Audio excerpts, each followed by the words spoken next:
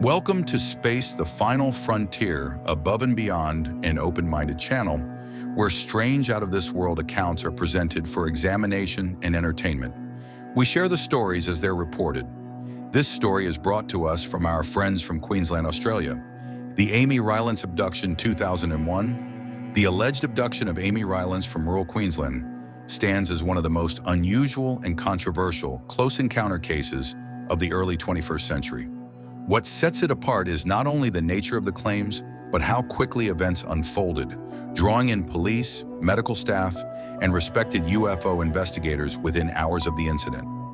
On the night of October 4, 2001, Keith Rylance, his wife Amy, and their business partner Petra Heller were staying at the developing Whispering Winds Winery near the town of Gundia, Australia. The property was still under construction, so each of them lived in separate caravan annexes positioned around the site. That evening, a powerful storm moved through the area. Keith had already gone to sleep in the main caravan. Petra was in her annex bedroom. Amy remained in the shared lounge area, watching television as the weather intensified. At some point after 9:30 p.m., she fell asleep on the sofa. At approximately 11:15 p.m., Petra awoke and stepped into the lounge. What she claimed to witness defied immediate comprehension. According to Petra, a rectangular beam of light was entering through an open window. Inside the light was Amy, still reclined on the sofa, along with several objects from the nearby coffee table, all suspended as if weightless. Petra followed the beam toward its source. Outside, she reported seeing the light extend toward a disc-shaped object hovering at approximately tree height, a short distance from the caravan. Moments later, Petra lost consciousness. A short time later, when she came to, she screamed, awakening Keith.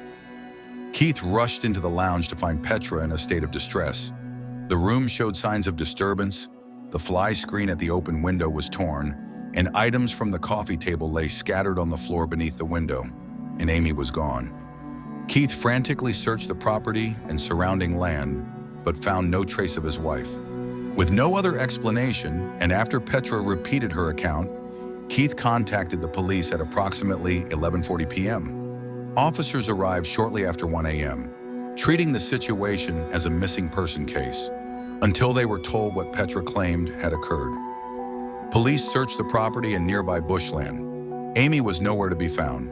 However, they documented the torn screen and collected samples from the area.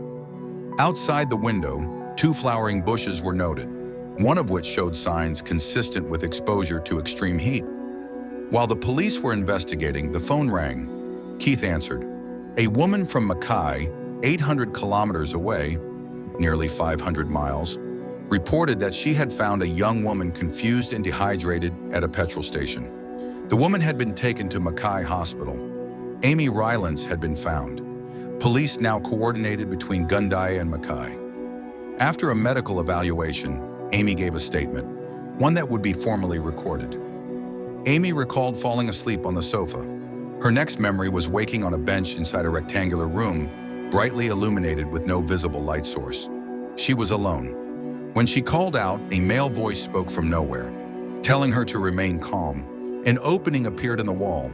A man entered, approximately 6 feet tall, wearing a one-piece bodysuit and a black mask covering his face, with openings for the eyes, nose, and mouth. He identified himself as the voice she had heard and again assured her she would not be harmed. Amy felt she had been unconscious for an extended period. She was told they were returning her to a location not far from where she had been taken. Her next memory was waking on cold ground, surrounded by trees with the smell of the ocean nearby. Disoriented and unable to identify where she was, Amy walked through bushland until she reached the lights of a petrol station. The staff immediately noticed her condition. She accepted water but could not recall her name or where she lived. She was admitted to the hospital soon after. In her statement, Amy mentioned a childhood sighting of a large UFO accompanied by smaller objects. She also signed documentation acknowledging legal consequences if her account was false. The following day, Keith, Amy, and Petra documented unusual triangular markings on Amy's inner thigh and heels. They also noticed unexpected hair regrowth, despite Amy having dyed her hair blonde only days earlier. Her legs, which she shaved regularly, looked as though several days had passed without shaving. despite her absence lasting only hours. Within 24 hours, the trio contacted the Australian UFO Research Network, speaking with researcher Diane Harrison, who brought in investigator Bill Chalker due to the case's solid light component. With permission, Chalker recorded their conversations. Against advice, Keith expressed a strong desire to involve the media and appeared intent on controlling the narrative.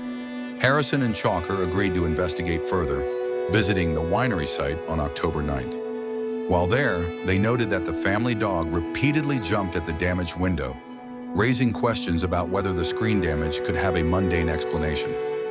Police privately suggested to the investigators that the incident may have been an elaborate hoax. When the investigators later arrived in Mackay to meet the witnesses, the trio had already checked out of the motel. Calls went unanswered. Days later, Keith contacted them, claiming they had fled to a secret location after being followed, harassed by men in black, and an unidentified four-wheel drive vehicle. He described it as men in black encounters. He refused to give out their location. He said he would call them back later. He never did. To this day, there is no verified public information on the current whereabouts of Amy and Keith Rylance or their business partner Petra Heller after the events of the Gundaya Mackay incident in 2001. Official records do not show where they are now, and reliable sources have not confirmed their later lives, locations, or activities since they disappeared from public view shortly after the case was investigated. One may only wonder, were they forcibly removed or just that good at staying hidden? After Amy was located in the Mackay hospital and examined by police, the trio stayed in a motel where UFO investigators attempted to interview them. When researchers arrived at the motel, Keith, Amy, and Petra had already checked out and could not be reached. Keith later called the UFO investigators, apologizing for not keeping their appointment. He claimed that they had relocated to an unspecified secret location after experiencing harassment by what he described as a Men in Black style incident involving intimidation and a large vehicle pursuing them. There is no verified record of where they moved afterward. No official sources confirm any residence in Australia or abroad. Claims circulating online, such as that they now live somewhere in the north of England, are unverified rumors, not substantiated by public records or reporting. The incident itself remains unresolved and officially open, in the sense that there was never any definitive explanation or closure to the investigation.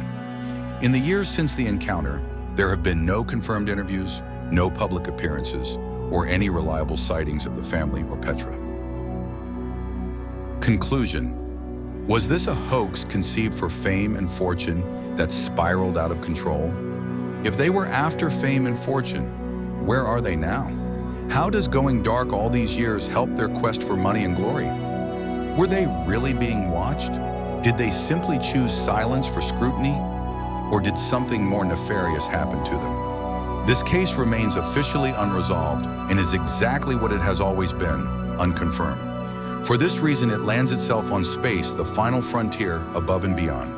Thank you for watching our channel, where we don't judge fact or fiction. We leave that up to you. If you have enjoyed this story, please like and subscribe so you don't miss the next time we dive into the fascinating world of Above and Beyond.